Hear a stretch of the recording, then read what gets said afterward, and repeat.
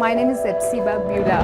Before I was a Hindu girl doing a lot of idol worship, and I was like a completely a traditional girl, like accepting what father says, what the elder says, and I was used to respect all those things.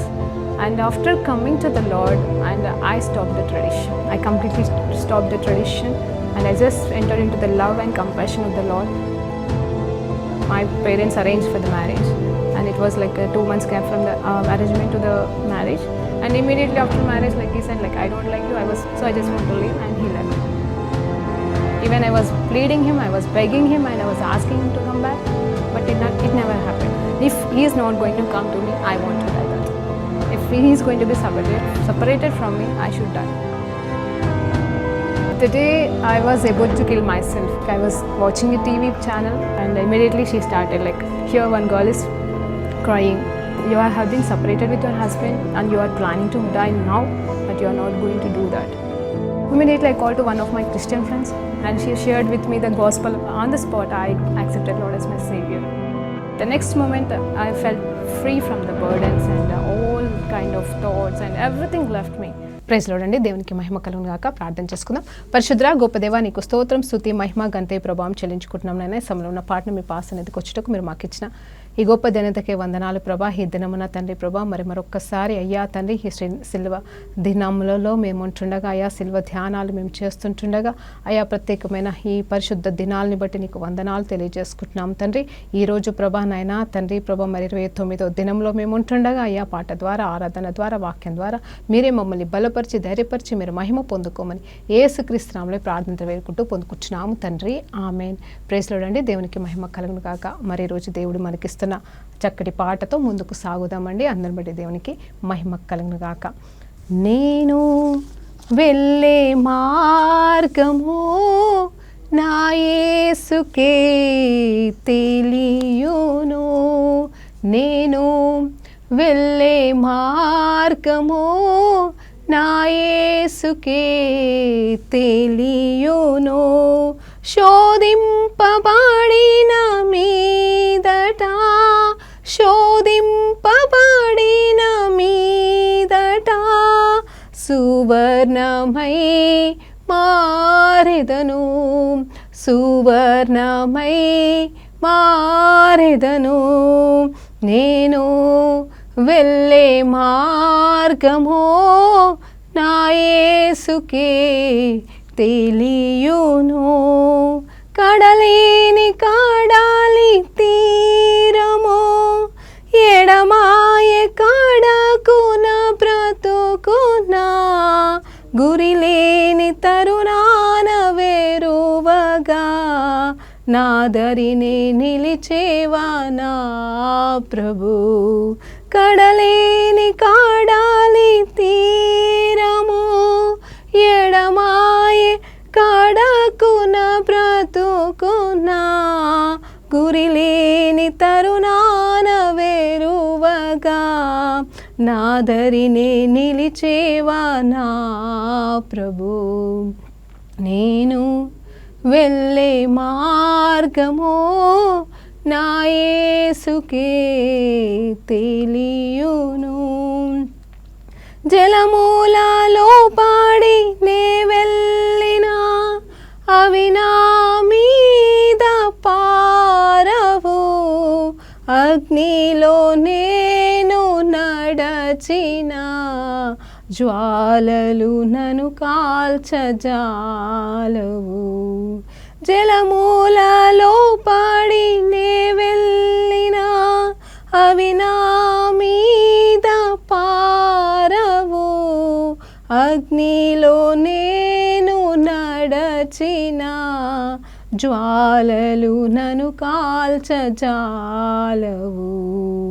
నేను వెళ్ళే మార్గము నా యేసుకే తెలియును, విశ్వాసనావ సాగుచు పయనించు సమయాన నా ప్రభో, విశ్వాసనావ సాగుచు పయనించు సమయాన నా ప్రభో, ప్రభో సాతాను సుడిగాలి లేపగా నా ఎదుటే నిలిచేవా నా ప్రభు.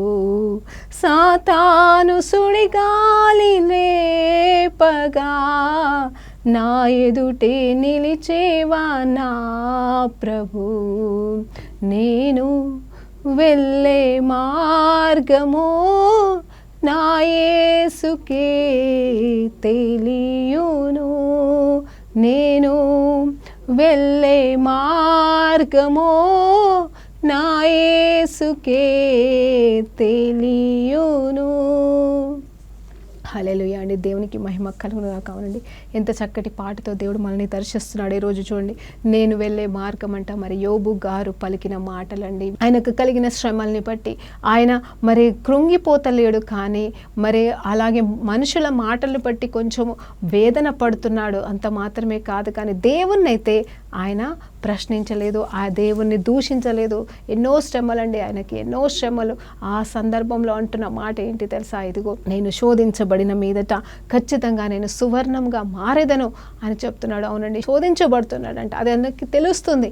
అంటే శోధన అంటే ఇక్కడ రెండు రకాల శోధనలు ఉంటాయండి మనకి జీవితంలో. ఒకటి ఏంటంటే సాతాను తీసుకొస్తాడు, అలాగే మరి ఆ సాతాను తీసుకొస్తాడు, అలాగే మనంగా కూడా మనం పడిపోతూ ఉంటాం. అయితే ఇక్కడ తనగా యోబు గారు మరి శోధనలో పడిపోలేదు, కానీ సాతాను తీసుకొస్తున్న శోధనలు, అది కూడా మరి దేవుని యొక్క అనుమతిని బట్టి మరి ఆ శోధనలు మరి వచ్చి ఉన్నాయండి. అదైతే యోబుకి తెలియదు, కానీ యోబు భక్తుడికి అయితే ఒకటే అర్థమైంది, ఏంటంటే నేనైతే నీతిమంతుడనే, మరి నేనైతే నా వల్లైతే తెలిసి ఏ తప్పు జరగలేదు, మరి ఎందుకు ఈ శోధన కూడా నేను వెళ్తున్నాను, ఎందుకు ఈ శోధనలు దేవుడు అనుమతించాడో నాకు తెలియదు, కానీ నేను నమ్ముతున్నాను నా దేవుడు సజీవుడు, నన్ను విడిపించుటకు సజీవుడు అని నమ్ముతూ మరి ఆయన పలుకుతున్న మాటని మరి యేసన్న గారు మరి ఏం చేశారంటే ఆయన మాటల్ని పాటగా రాయడం అనేది మనం చూస్తూ ఉంటాం. అవును, మన జీవితంలో ఈ పాటని ఆధారం చేసుకొని మరి కాసేపు ఆరాధన చేసుకుందామని దేవునికి స్తోత్రం కలుగును గాక. రీఖాబా షరాబా సాకారు హింది రిహి ఓ రీబా షకారా మా సకారా లా మా షకారాబా.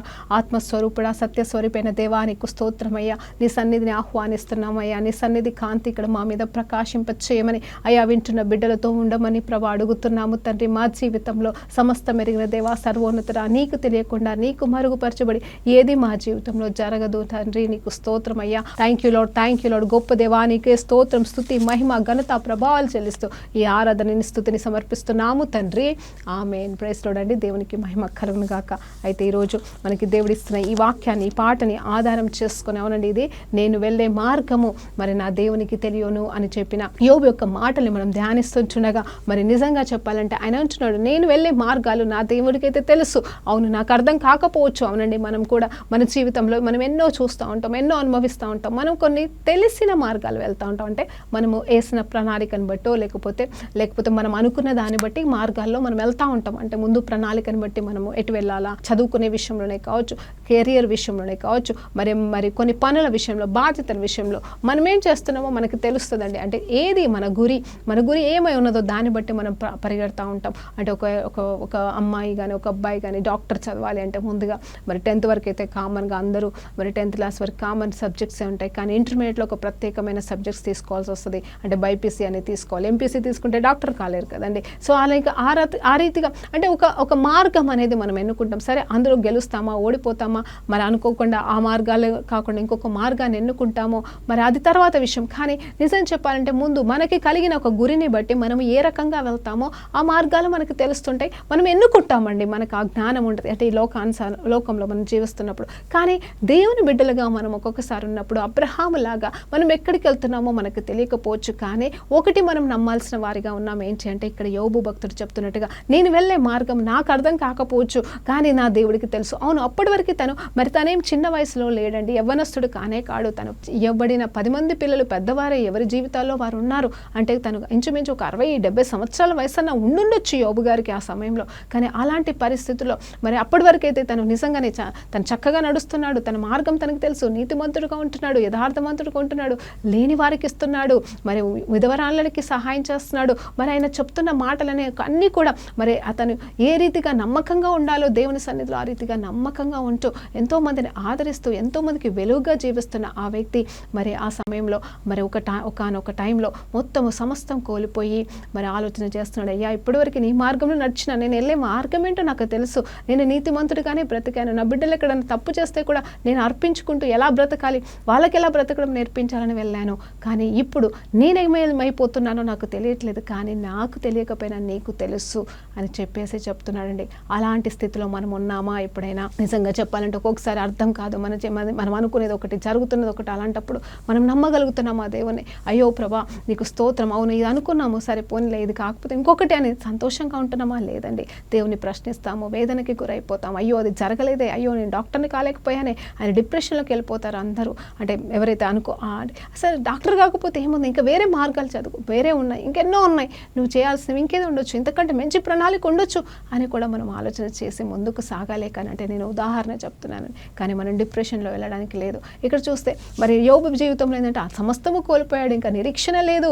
అసలు చెప్పాలంటే మనకంటూ నిరీక్షణ ఉందండి, ఒకటి కాకపోతే ఒకటి. నేనేమంటానంటే చాలామందికి అంటే సరే ఈ జాబ్ కాకపోతే ఇంకొక జాబ్, ఈ చదువు కాకపోతే ఇంకొక చదువు, ఇదిగో ఈ ఊరు కాకపోతే ఇంకొక ఊరు, అంటే మనం ఒకవేళ బ్రతకడానికి వెళ్ళాలనుకుంటే, లేకపోతే మన జీవితంలో ఇంకా ఏదైనా సరే, ఈ ఫ్రెండ్ కాకపోతే ఇంకొక ఫ్రెండ్, ఈ సేవ కాకపోతే ఇంకొక సేవ అండి, దేవుడు ఏదో ఒక సేవ, ఈ సేవ చేయలేకపోతే ఇంకొక సేవ, దేవుడు ఏదో ఒక మార్గం తెరుస్తాడండి. ఆయన కోసం బ్రతకాలని మనం ఆలోచన చేస్తే ఆయన గొప్ప దేవుడు, ఆయనకు ఎన్నో మార్గాలు, ఎన్నో ద్వారాలు. కానీ వివాహం విషయంలో మాత్రం ఒక్కటేసారి పెళ్ళి అని మాత్రం నేను అది చెప్తా ఉంటానండి. అలాగే ఇక్కడ ఈ యోబు భక్తుడి జీవితంలో ఆల్మోస్ట్ తను వృద్ధాప్యంలోకి వచ్చేస్తున్నాడు, కానీ అక్కడ చూస్తే సమస్తము కోల్పోయాడు. అన్నీ పొందుకున్నవాడు, అంత నీతిమంతుడిగా బ్రతికిన వాడికి అన్నీ కోల్పోయాడు, కానీ నిరీక్షణ మాత్రం కోల్పోలేదు. ఏమంటున్నాడు తెలుసా? చక్కటి మాట, నేను వెళ్ళే మార్గం నా దేవుడికైతే తెలుసు. అవును, ఇప్పుడు నేను నీ స్థితిని బట్టి నాకెందుకు ఈ పరిస్థితి వచ్చిందో, భయంకరమైన పుండ్లండి, శరీరం అంతా కూడా మొత్తబడిపోయింది. అంటే అసలు ఇక తనకి కనీసం సేవ చేసే పరిస్థితి, సేవ చేసే వాళ్ళు కూడా దగ్గరికి రాలేనంత అనారోగ్య పరిస్థితులు, ఒళ్ళంతా పుండ్లు పట్టిపోయి మరి అలాంటి స్థితిలో భార్య కూడా తనకు కూడా చాతగాని స్థితిలో ఉండిపోయిందేమో, నిస్సహాయ స్థితిలో ఉండిపోయి మరి తను కూడా ఏం మాట్లాడలేక దూరంగా ఉంటుంది. సో అలాంటి పరిస్థితుల్లో కూడా యోబు ఏమంటున్నాడు తెలుసా అండి?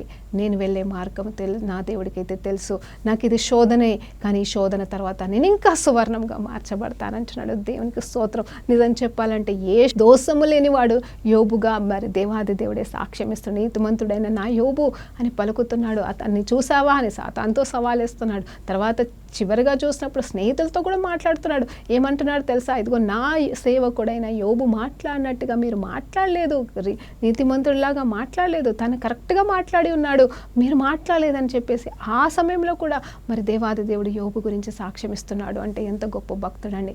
అలాంటి భక్తుడిలాగా అయితే మనము నష్టపోవట్లేదు. నిజం చెప్పాలంటే మనకున్న శ్రమలో ఉన్నామేమో, కష్టాల్లో ఉన్నామేమో, అగ్ని లాంటి శోధనలో ఉన్నామేమో, శ్రమల లాంటి ఈ భయంకరమైన శ్రమల్లో మనం ఉన్నామేమో. నేను ఒకటి జ్ఞాపకం చేస్తానండి, ఈ సమయంలో యోబు అంటే తప్పే చేయలేదు, అయినా శిక్షణ అనుభవిస్తూ ఉన్నాడు. కానీ మనం తప్పులు చేయలేదంటారా? మీరు ఆలోచన చేయండి. నేను మళ్ళీ జ్ఞాపకం చేస్తున్నాను. నీలో దోషం లేదా? నీలో తప్పు లేదా? నాలో దోషం లేదా? నాలో తప్పు లేదా? నేను ఇప్పుడు ఒక కష్టం నుండి వెళ్తున్నానంటే దానికి కారణం నేను తెలిసి చేసిన తప్పు కాదంటారా? మీరు తెలిసి చేసిన తప్పు కాదంటారా? మీరు తీసుకున్న రాంగ్ డెసిషన్ కాదంటారా? అవును, మరి మోసపోయారేమో, లేకపోతే మీకు మీరుగానే మరి మోసపోయే పరిస్థితి తెచ్చుకున్నారేమో. ఏదేమైనా సరే తప్పు మనలో ఉంటుంది కాబట్టి మనం నష్టపోతున్నామండి. కానీ యోబు భక్తుడు లేడు. అలాంటిది యోబు భక్తుడే ధైర్యంగా దేవుని మీద ఆధారపడితే, దేవుని వైపు చూస్తే మనము తప్పు చేసిన వారం మనం ఏం చేయాలండి? ఒకటే మాట మనం అడగాలి, ఏంటంటే ప్రభా క్షమించండి అయ్యా, నిజమే క్షమించండి అని చెప్పేసి మనం అడిగినప్పుడు ఆయన మనల్ని నిజంగా మరి యోబే సువర్ణంలాగా ఉన్నవాడే ఇంకా సువర్ణంగా మార్చబడతాను అంటే ఇంకా మనము కూడా ఎంతగా సువర్ణంలాగా మార్చబడాల్సిన వారంగా ఉన్నామో ఆలోచించేద్దాం. పర్వాలేదండి, ఈ శ్రమలు, ఈ శోధనలు, ఇబ్బందులు, ఇరుకులు అన్నీ కూడా మన మేలుకే అని నమ్ముదాం. ఎందుకంటే ఒక్కసారి బంగారం గురించి మనం ధ్యానిద్దామండి. మధ్యాహ్న కాల సమయంలో ఒకటే మాట మరి దేవుడు జ్ఞాపకం చేస్తున్నాడు. ఇప్పుడు బంగారం తయారు చేయాలి అంటే సరే అది ఎక్కడికి వెళ్ళి మనం తీస్తామో, మట్టిలోకి వెళ్ళి అది తవ్వి ఆ ప్రాసెస్ అంతా జరుగుతున్న తర్వాత మరి ప్యూర్ గోల్డ్ అనేది మరి తీయబడక ముందు చాలా భయంకరమైన ప్రాసెస్, అంటే అది కాల్చబడుట చూస్తాము. ఎప్పుడైతే అది ఒక బంగారు బిస్కెట్ అనేది అయ్యిందో, అంటే బంగారాన్ని మరి బిస్కెట్ రూపంలో కానీ ఏదో ఒక రూపంలో దాన్ని ఇది బంగారము అని ముద్రించే రీతిగా ఎప్పుడైతే దాని మీద క్యారెట్ అని 24 క్యారెట్ అయితే 24 క్యారెట్, 22 క్యారెట్ అయితే 22 క్యారెట్ అని దాన్ని ముద్రిస్తారు కదండి. ముద్రించిన తర్వాత అంటే ఆ ప్రాసెస్ అంతా అయిన తర్వాత అండి, జాగ్రత్తగా వినండి, నేను ప్రాసెస్ని ఎక్స్ప్లెయిన్ చేస్తాను, మనకు సమయం చాలా తక్కువ ఉంది కాబట్టి. ఏంటంటే ఆ ప్రాసెస్ అంతా అయిన తర్వాత ఒక్కసారి మరి ఆ మట్టిలోకి వెళ్ళి తయారు చేయబడిన ఆ ప్రాసెస్ గుండా వెళ్ళి, ఆ కాల్చడం అనే ప్రాసెస్ గుండా వెళ్ళిన తర్వాత తయారైన బంగారాన్ని మరి అది ఏ నాణ్యతకి తగ్గట్టుగా ఆ నాణ్యత ముద్ర సీల్ అనేది వేసిన తర్వాత దాని విలువ మారుతుందంటారా? అది 24 క్యారెట్ అని ఒక్కసారి ముద్రేస్తే అది ఏ ఆభరణంలాగా అది మార్చబడినను మరలా మరి ఈ కౌసాలి వాళ్ళ దగ్గరికి వెళ్ళి, గోల్డ్ స్మిత్ వాళ్ళ దగ్గర మార్చి వెళ్ళినను ఆ బంగారం ముందుగా నెక్లెస్ రూపంలో ఉన్నను, తర్వాత మళ్ళీ ఇంకొక రూపంలో ఉన్నను, ఆ తర్వాత దాన్ని చెడగొట్టి మళ్ళీ గాజో లేకపోతే ఇంకొక ఆభరణాల అదే బంగారంతో మనం పదే చెడగొడుతూ మరలా ఆభరణాలు మార్చినా కూడా ఒకటి సత్యమేందంటే, మేబీ అక్కడ ఏంటంటే మనం తయారు చేస్తున్నప్పుడు కేడి అనేది అంటే లైక్ వాట్ ఈస్ నీడెడ్ అనేది కలుపుతారేమో, దానికి ఆ ఆభరణం తయారు చేయడానికి కావాల్సింది అది కలుపుతారేమో. కానీ నిజం చెప్పాలంటే ఆ బంగారం అయితే ఏదైతే ఉందో దాన్ని కరిగిస్తే మళ్ళీ ఆ బంగారం విలువ ఏ 24 క్యారెట్ ఉందో, ఏ 22 క్యారెట్ అది మొదలుగా ఉందో అదే వాల్యూ, అదే విలువ ఉంటుంది కదండి. అంటే అది ఆభరణాలు మార్చబడినను మరలా కాల్చి వేరే ఆభరణంగా మార్చబడుతున్నాను, బంగారం విలువ మాత్రం మారదండి. అది ఎలా ఉందో అలాగే మొదటి ప్రాసెస్లో ఏ రీతిగా మార్చబడి అది బంగారం అయిందో అదే ప్రాసెస్ అనేది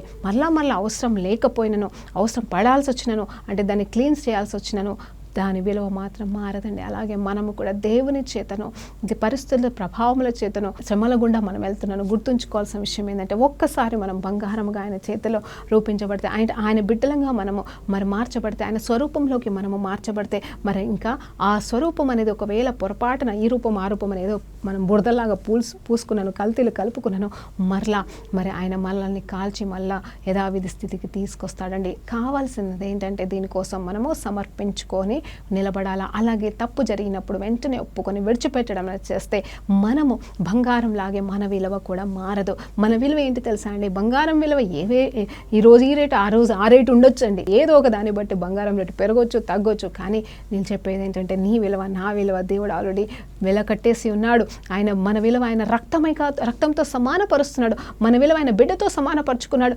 కాబట్టి మన విలువ మారదండి. దేవునికి స్తోత్రం కలుగును కాక. కానీ ఆ విలువైన మరి ప్రాసెస్లో మనం ఏమైపోతామంటే కాల్చబడ్డం కానీ మరి నల్లగొట్టబడ్డం కానీ మనం జరుగుతూ ఉంటుంది. గతంలో కుమ్మరివాడి చేతిలో మట్టి ఎట్లయితే ప్రాసెస్ గుండా వెళ్ళి తొక్కబడుతుంది, అలాగే బంగారం కూడా అలాగే మరి అగ్నిలో మరి వేయబడుతుంది. కానీ మరి ఆ బంగారం విలువ అయితే పోదు, ఆ బంగారము నాణ్యత తగ్గిపోదండి. దేవునికి స్తోత్రం కలుగుగాక. అలాగే మన జీవితంలో మనం క్రైస్తవులుగా జీవిస్తున్నప్పుడు ఎన్నో శ్రమలు అంటే అన్యులకు కూడా వస్తాయండి, కానీ వాళ్ళకి నిరీక్షణ లేదు, మనకు నిరీక్షణ ఉంది. ఎందుకంటే మన దేవుడు మనల్ని మరలా కోల్పోయిన మన సువర్ణం అనే పోలికలోకి మరలా మారుస్తాడు. ఒకవేళ కోల్పోతే మరలా ఇస్తాడు, ఒకవేళ ఉండి ఉంటే ఇంకా శ్రేష్టమైన ఆభరణంగా మనల్ని చేసి తన మహిమార్థము తన పాత్రగా మనల్ని వాడుకుంటాడని దేవుడు జ్ఞాపకం చేస్తున్నాడు. అవునండి, మనం యోబు జీవితంలోకి వెళ్ళి నేర్చుకోవాల్సిన గొప్ప సత్యం ఇదండి. అవును అందరూ అంటారు యోబు లాంటి శ్రమలు అంటే సరిపోదండి. యోబు లాంటి శ్రమలు అనుభవిస్తున్నావు నువ్వు, యోబులాగా పవిత్రంగా ఉన్నావా, యోబులాగా యథార్థవంతుడమైనా, యోబులాగా నీ గురించి సాక్ష్యం దేవుడు చెప్పగలడా? కానీ నిజం చెప్పాలంటే సాక్ష్యం చెప్పినా చెప్పకపోయినా మన మాట ఒకటి, మన సత్యం ఒకటి. ఏంటి అంటే ఆయన మనల్ని ఏర్పాటు చేసుకున్నాడు. ఆ సత్యం అనేది మన నుండి దూరం చేయబడకుండా ఉండును గాక ఈ మధ్యాహ్న కాల సమయంలో. తర్వాత చూడండి, ఒక చక్కటి ఉదాహరణ మీకు చెప్తాను. మరి ఏంటంటే షద్రక్ మెషక్ అబేద్నెగోలు అంటే అగ్నిలో మేము నడిచినను అది మనల్ని కాల్చజాలవు, సముద్రంలో మేము వెళ్ళినను అవి మమ్మల్ని ముంచజాలవని మనం పాట పాడుకున్నట్టుగా మరి ఇప్పుడు నేను అగ్ని గురించి మాట్లాడుతున్నాను. ఇంకొకసారి ఏంటంటే మనం అగ్నిలో నడిచినప్పుడు అంటే ఈ షద్రక్ మెషక్ అబేద్నెగోలు పాత నిబంధన దానియేలు గ్రంథంలో చూసినప్పుడు అక్కడ వారిని ముగ్గురు కూడా మరి విగ్రహారాధన చేయనందున, విగ్రహానికి మొక్కనందున మరి అక్కడ అధికారులు ఏం చేశారంటే వారు మొక్కట్లేదని చెప్పేసి కంప్లైంట్ చేసినప్పుడు మరి అక్కడ రాజు ఏం చేశారంటే మీరు ఎందుకు మొక్కుతారా లేరా, ఇప్పుడు మొక్కకపోతే మరి ఈ అగ్ని మంటని 7 అంతలుగా చేసి మిమ్మల్ని అందులో మరి కాల్చి వేసేస్తాము అని చెప్పేసి శాసనం ఉంది కదా, మీరు భయపడట్లేదా అంటే మరి 7 అంతల మరి అవునండి 7 అంతలుగా మరి మంట పెంచుతారంట భయం పెట్టించడానికి. కానీ వాళ్ళైతే అగ్గికి భయపడలేదు, 7 అంతల మంట పెరుగుతున్నా కూడా భయపడలేదు, కానీ దేవునికి మాత్రమే భయపడుతున్నారు. వాళ్ళు ఏమంటున్నారంటే మా దేవుడు దేవుడు సజీవుడు. చూడండి అక్కడ యోబు భక్తుడు చెప్తున్నారు, నా దేవుడు సజీవుడు, నన్ను విడిపించడానికి సజీవుడు, మరి సజీవంగా ఉన్నాడు, ఆయన సజీవుడు కాబట్టి నేను సజీవుడని అక్కడ యోబు భక్తుడు ఎలా పలుకుతున్నాడో అలాగే ఈ షద్రక్ మెషక్ అబేద్నెగోలు ఈ ముగ్గురు కూడా ఏమంటున్నారు తెలుసా? ఈ యూదులు ఏమంటున్నారు తెలుసా? మా దేవుడు మమ్మల్ని విడిపించుటకు సమర్థుడు, విడిపించకపోయినా పర్వాలేదు, మేము మాత్రం విగ్రహారాధన చేయమంటున్నారు. దేవునికి స్తోత్రం కలుగును గాక. ఇది కదా అండి నిజంగా ఇది పాత నిబంధనలో జరిగిన సంఘటన అండి. పాత నిబంధనల విగ్రహాలకి మొక్కకపోతే వారిని కాల్చడానికి వేయడం అనే బెదిరింపులు కాదు, నిజంగానే వేసేసాడు. ఎవరు? నెబద్గనేసరండి. మనం హిస్టరీలో చూడొచ్చు, సోషల్ హిస్టరీలో కూడా ఉంటుందండి ఈ చరిత్ర గురించి. దేవునికి మహిమ కలుగును గాక. కేవలం బైబిల్ గ్రంథంలోనే మాత్రమే కాదు, ఎందుకంటే రాజులు అనే వాళ్ళు నిజమండి. ఆ రాజుల చరిత్రలు ఖచ్చితంగా చరిత్రల్లో మరి పుస్తకాలలో లిఖించబడి ఉంటాయి. బైబిల్లో కొన్ని సత్యాలు ఉండకు, అంటే కొన్ని రాయలేకపోవచ్చు, కానీ చరిత్రలోకి వెళ్తే ఖచ్చితంగా కొన్ని సత్యాలు మనకి బయటకు వస్తాయి. ఆ టైంలో ఆ నెబద్గనేసరు చూసింది ఏంటి తెలుసా? మరి ఆ ముగ్గురితో పాటుగా 4వ వ్యక్తిని చూశాడు. ఎక్కడండి? ఆ అగ్నిలో. ఈ ముగ్గురు అయితే బూడిద కాలేదు, కాల్చబడలేదు, కానీ ఆ ముగ్గురిని వేస్తే 4వ వ్యక్తిగా వచ్చాడంట. ఆ దేవునికి మహిమ కలుగును గాక. ఈ 4వ వ్యక్తి ఎవరు? మనం ముగ్గురమే వేశాం కదా అన్నప్పుడు ఆ 4వ వ్యక్తి ఎవరో కాదు, దేవాది దేవుడు అని తెలుసుకొని ముందు వాళ్ళని బయటకు రండి అని చెప్పేసి అన్నప్పుడు వాళ్ళు బయటకు వస్తే కనీసం కాలిపోయిన వాసన కానీ మరి ఆ బట్టలు వాళ్ళు కాలడం కానీ ఏమీ లేదు. ఏంటంటే భయంకరమైన అగ్నిలో పడ్డా కూడా వాళ్ళకి ఏమీ కాలేదు, ఎందుకంటే దేవుడు వారికి తోడుగా ఉన్నాడు. సో ఇప్పుడు మనం అలాంటి అగ్నిలో వేసేస్తున్న స్థితులు మరి ఈ లోకానుసారంగా ఈ క్రైస్తవులకి శ్రమలు వస్తున్నాను పడే స్థితిలో నువ్వు ఉంటావా? ఎందుకంటే ఏం లేదండి, ఇక్కడ ఒకవేళ దేవుడు దిగొచ్చి అప్పట్లాగా దిగివచ్చి షద్రక్ మెషక్ కాలవలేకుండా కాపాడినట్టుగా కాపాడుతాడో దేవుడు మనకి తెలియదు, లేదా ఆయన పరలోకం చేర్చుకొని చక్కటి సింహాసనం మనకిస్తాడో మరి అది కూడా మనం నిర్ణయం తీసుకోవాల్సిన వారంగా ఉన్నాం. నిజం చెప్పాలంటే కాపాడాల్సి వస్తే కాపాడుతాడండి, ఆయన చిత్తం. ఆయన మనం ఆ అగ్నిలో కాల్చబడినా కూడా పరలోకంలో కళ్ళు తెరుస్తామన్న సత్యం అనేది మనకి ఎప్పుడు మన హృదయంలో ఉండాలి. సో మనం దేవుని నిమిత్తము హింసించబడితే మనం ఆనందించాలంట, మహిమ మనకు ఉందని ఆనందించమని మరి పేతురు గ్రంథంలో లిఖించబడినట్టుగా మనము ఆలోచన చేద్దామని. దేవునికి మహిమ కలుగును గాక. అలాంటిది వేరే వాళ్ళే ఏదో శ్రమలు కాదు, మనం తెచ్చుకున్న శ్రమల నుండి కూడా దేవుడు మనల్ని తప్పించడానికి సమర్థత కలిగిన వాడు, ఆయన మనతో ఉన్నాడు. అయితే ఇప్పుడు ప్రజెంట్ సిచ్యువేషన్లో ఒక్కడివే ఉన్నావా? షద్రక్ మెషక్ అబేద్నెగో లాగా ముగ్గురం కలిసి దూకడానికి నాకు తోడు లేరు, ఆ కష్టం కలిసి భరించడానికి నా కష్టంలో సహా పాలులు ఎవరు లేరు, నాతో పాటుగా ఆ కష్టాన్ని చూసుకోవడానికి ఎవరు లేరు అని చెప్పేసి నా కష్టాల్లో తోడు కూడా లేరని బాధపడుతున్నావా? నేను ఒక మాట చెప్తాను, వింటారా? ఇక్కడ అవును, అక్కడ ముగ్గురికి 4వ వ్యక్తిగా దేవుడు వచ్చాడు, కానీ ఇక్కడ నేనేమంటున్నా అంటే నువ్వు ఒక్కడిగా ఉన్నావా? నేను ఒకదాన్ని ఉన్నానా? నీ ఒక్కడికి ఎవరున్నారు తెలుసా? నీ ఒక్కదానికి ఎవరితో ఉన్నారు తెలుసా? ముగ్గురు తోడే ఉన్నారని. దేవునికి స్తోత్రం కలుగును గాక. ఎవరు ఆ ముగ్గురు అంటే తండ్రి, కుమార, పరిశుద్ధాత్మ దేవుడు. తండ్రి, కుమారుడు, పరిశుద్ధాత్ముడు. ఎవరండి? సృష్టిని సృష్టించిన తండ్రి దేవుడు, ఈ లోకాన్నంతటి సృష్టించిన తండ్రి దేవుడు నీకు తోడై ఉన్నాడు. తర్వాత భూలోకానికి దిగి వచ్చిన యేసు ప్రభు వారు, తిరిగి మరణించి తిరిగి లేచిన యేసు ప్రభు వారు నీకు తోడే ఉన్నారు. అంత మాత్రమే కాదు, మనల్ని అనాథలుగా విడిచిపెట్టకుండా ఇవ్వబడిన పరిశుద్ధాత్మ అంటే దేవుని ఆత్మ, తండ్రి యొక్క ఆత్మ, యేసు ప్రభు యొక్క ఆత్మ నీలో నాలో జీవిస్తుంటుండగా మరి ఆ ముగ్గురు కూడా త్రిత్వమైన వారు, ముగ్గురు ఏకమై మనతో ఉన్నారు. ఇప్పుడు మళ్ళీ ఎంతమంది మళ్ళీ మనం 4 హల్లెలూయా. దేవునికి స్తోత్రం కలుగును గాక. షద్రక్ మెషక్ అబేద్నెగోలు ముగ్గురు అగ్నిగుండంలో వేయబడినప్పుడు దేవుడు ఒకటిగా వచ్చి వారిని కాపాడినాడేమో, కానీ ఇప్పుడు నువ్వు ఒకటిగా ఉంటే దేవుడు తండ్రి, కుమార, పరిశుద్ధాత్మ దేవుడు వారు ముగ్గురు వచ్చి దేవునికి స్తోత్రం కలుగును గాక. నిన్ను కాపాడడానికి, నిన్ను సంరక్షించడానికి, నిన్న అగ్నిలోకి వెళ్ళి లాగడానికి, నిన్న శ్రమలోకి వెళ్ళి లాగడానికి, నిన్ను సువర్ణంలాగా చేయడానికి, నువ్వే స్థితి గుండా వెళ్తున్నా, ఏ పరిస్థితుల్లో గుండా నువ్వు ఉన్నా నేను ఒంటరివాడి ఉంచకుండా వారు ముగ్గురు నీకు తోడే ఉంటున్నారండి. దేవునికి స్తోత్రం కలుగును గాక. నేను మాట్లాడుతుంది దూతల గురించి కాదు, నేను మాట్లాడుతుంది సేవకుల గురించి కాదు, నేను మాట్లాడుతుంది నీకు తోడుగా ఉండే నీ భర్త, పిల్లలు, మరి రక్త సంబంధికులని కాదండి, కానీ దేవాది దేవుడు తండ్రి, కుమార, పరిశుద్ధాత్ములు ముగ్గురు త్రిత్వం అయిన వారు ముగ్గురు కూడా వచ్చి నీకు తోడుగా ఉంటారు. సో మీరు మనం నలుగురుగా ఉండబోతున్నాం. దేవునికి స్తోత్రం కలుగును గాక. రీఖా భాష కందరిఖా సెందేరే బారాబా. పెళ్ళైన వాళ్ళు అంటారు కదండి, ముందు ఒకరు, తర్వాత జంట అయితే ఇద్దరంట, తర్వాత పిల్లలు పుడితే 3, 4 అంటారు. దేవునికి స్తోత్రం కలుగును గాక. అది కూడా మంచి కుటుంబం, చిన్న కుటుంబం, చాలా సంతోషకరమైనది. కానీ ఇక్కడ దేవాది దేవుడు మనల్ని ఒంటరిగా విడిచిపెట్టకుండా మనం ఏ స్థితిలో వెళ్ళాల్సి వచ్చినా ఆయన మనకి తోడై ఉన్నాడు. చూడండి, విశ్వాస నావ సాగుతుంటుండగా కూడా అక్కడ కూడా ఏమంటే సాతాను ఎన్ని సుడిగాలు లేపినా కూడా, ఎన్ని భయంకరమైన శ్రమలు గుండా మనం వెళ్ళాల్సి వచ్చినా, అవునండి మనము తెచ్చుకుని, మళ్ళీ చెప్తున్నానండి, మనం తెచ్చుకున్న వాటిని దేవుడు మరి క్షమాపణ కోరితే ఆయన విడిపిస్తాడు. సాతాను తీసుకొచ్చింది అయితే దేవునికి అప్పచెప్తే దేవుడు వాడిని అవునండి శ్రమలు 1 పాయలుగా వస్తే 7 పాయలుగా వెళ్ళిపోతాయి అంటే దాని అర్థం ఏంటంటే 7 దీవెన కూడా మనకి వస్తుందని దేవుడు చెప్తా ఉన్నాడు. ఇక్కడ యోబు భక్తుడి జీవితంలో కూడా అలాగే ఆయనకి శ్రమలు ఎన్ని రకాలుగా వచ్చాయంటే 4 దిక్కుల నుండి వచ్చినాయండి. మరి ఒక వైపు నుండి తన పశువులు అన్నీ కూడా మరి వేరే వాళ్ళు వాటిని తీసుకొని వెళ్ళిపోయారు. ఇంకొక వైపు నుండి ఇంకా పశువుల గుంపులన్నీ కూడా మరి వాళ్ళు ఎత్తుకొని పోయారు. సరే పశువులు పోయినాయేమో, సంపాదించుకోవచ్చు, మనకి కాకపోవచ్చు, కానీ అక్కడ పిల్లల్ని మరి అక్కడ ఏం జరిగిందంటే పిల్లలంతా ఒక దగ్గర 10 మంది పిల్లలు ఉన్న చోట ఏమి జరుగుతుంది అంటే మరి ఆయన ఒక భయంకరమైన ప్రమాదం జరిగి మరి 10 మంది పిల్లలు ఒకటే రోజు ఒకే గడియలో ఒకే దినమున ఎంత నష్టం అనేది కలిగిందండి. అయినా కూడా యోబు ఒకటే మాట అంటున్నాడు, తనకు కూడా మరి సాతాను ద్వారా అనుమతించబడిన ఆ శరీరపు పుళ్ళు తను కూడా మరణ పరిస్థితులకు వెళ్ళిపోతే ఆయన చెప్తున్న మాట ఏంటంటే నా దేవుడు సజీవుడు, నేను ఒట్టిగా వచ్చి ఉన్నాను. ఏమంటున్నాడండి?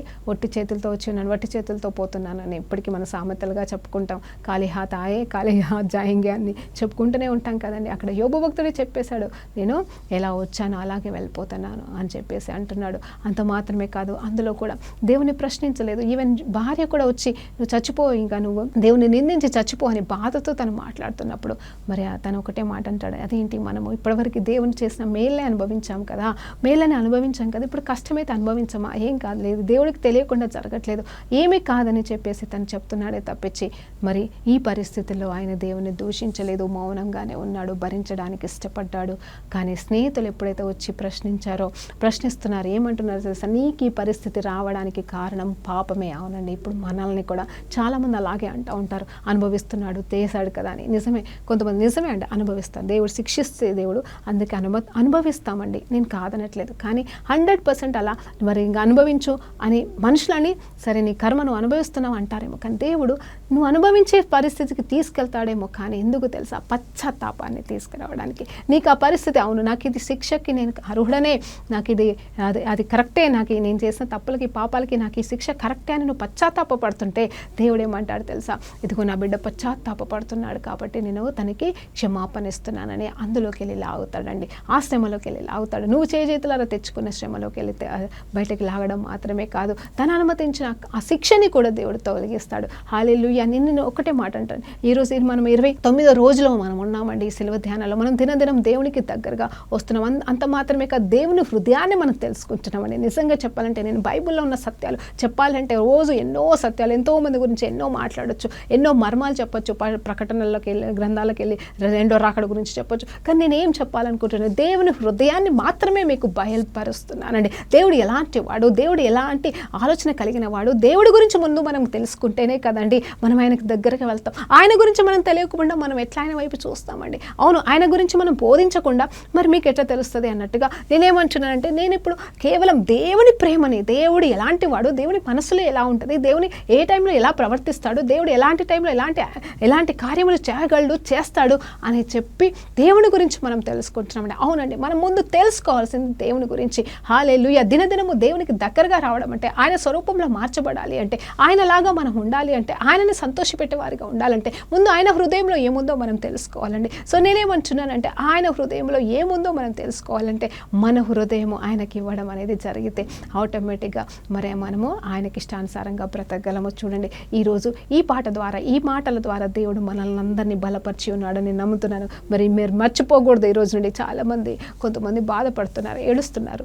తల్లులైతే కొంతమంది ఒంటరిగా ఉన్నామమ్మా, మాకెవరూ లేరమ్మా, రాత్రంతా శోధనలమ్మా, బాధమ్మా, ఎవరిని తోడు పెట్టుకోవాలో కూడా తెలియట్లేదని ఒక్కొక్కరు తల్లులు చాలామంది ఫోన్లు చేసి ఏడుస్తూ ఉంటే నేనైతే ఏమీ చేయలేనండి వాళ్ళ కోసం. ధైర్యం కూడా చెప్పలేకపోతున్నాను, నా మాటలు సరిపోతలేవు వాళ్ళకి ధైర్యం చెప్పడానికి. అయ్యా నేను ఒక మామూలు వ్యక్తిని ప్రభా, 2 నిమిషాలు నేను ఫోన్లో మాట్లాడినంత మాత్రాన అమ్మ ఏడవకమ్మా ఏడవకండి, ఏం కాదు దేవుడు ఉన్నాడని చెప్పినంత మాత్రాన వాళ్ళ సమస్య తీరుతుందా అండి? తీరదు. కానీ నేను నమ్మేది ఏంటంటే, నా దేవుడు, మన దేవుడు గొప్ప దేవుడు, ఆయన ఆదరణిస్తాడు, ఆయన ఆదరించి ఆలింగనం చేసుకుంటాడు, మళ్ళీ ఒంటరిగా విడిచిపెట్టాడు. శద్రక్ మేషక్ అబేద్నెగోలు ముగ్గురు కోసం ఒక్కడిచ్చిన దేవుడు ఇక్కడ ఒక్కరమైన మన కోసం ముగ్గురిగా రాబోతున్నాడు. దేవునికి స్తోత్రం కలుగును గాక. హల్లెలూయా. మీరు ఇప్పటి నుండి ఏం ఆలోచిస్తుంటే, మీతో పాటుగా 1000 దూతలు మాత్రమే కాదు, ఇగో తండ్రి కుమార పరిశుద్ధ ఆత్మ దేవుడు ముగ్గురు మీతో ఏకమై ఉన్నారు, మీతో ఉన్నారు, మీ ఇంట్లో ఉన్నారు, మీకు తోడుగా ఉన్నారు. మీరు రాత్రి పడుకుంటప్పుడు కూడా మీకు దేవుడు తోడే ఉన్నాడు అనే విషయం మీరు మర్చిపోకూడదండి. నేను ఎందుకు చెప్తున్నానంటే, ఈ కీర్తన రాసిన గ్రంథాల్లో మనం చూసినప్పుడు 3, 4, 5 అధ్యాయాలు చూసినప్పుడు నేను రాత్రి ఒంటరిగా ఉండి పడుకున్నాను, చక్కగా తిరిగి లేచేదను. ఎందుకంటే దేవుడు నాకు మంచి నిద్ర ఇచ్చును, ఎందుకంటే ఆయన నాకు తోడుగా ఉన్నాడు, నాకు కావలిగా ఉన్నాడు అని చక్కగా కీర్తనకారుడు రాస్తూ ఉంటాడు. అని తన ఒంటరితనంలో తను ఒంటరిగా ఉన్నప్పుడు మరి ఆ రాత్రి పూట భయానికి మరి అతను రాసుకున్న పాటనేమో, ఎందుకంటే ధైర్యము తెచ్చుకొని మరీ ముందుకు సాగాడు. దేవునికి మహిమ కలుగును గాక. ప్రార్థనతో ముగించుకుందామండి. పరిశుద్ధ గొప్ప దేవా నీకు స్తోత్రమయ్యా. సమయంలో ఉన్న పాటను మీ పాస్ అనేది వచ్చేటకు మీరు మాకు ఇచ్చిన గొప్ప ధన్యతకే వందనాలయ్యా. అయ్యా తండ్రి, మేము ఒంటరిగా లేము కానీ మీరు మాతో ఉన్నారని ప్రభా ఈ పాట ద్వారా తండ్రి వాక్యాల ద్వారా మాతో మాట్లాడినందుకు మీకు వేల కోట్ల వందనాలు తెలియజేసుకుంటూ యేసుక్రీస్తు నామములో ఈ ప్రార్థన సమర్పిస్తున్నాము తండ్రి. ఆమేన్. ప్రైజ్ లార్డ్ అండి. దేవునికి మహిమ కలుగును గాక.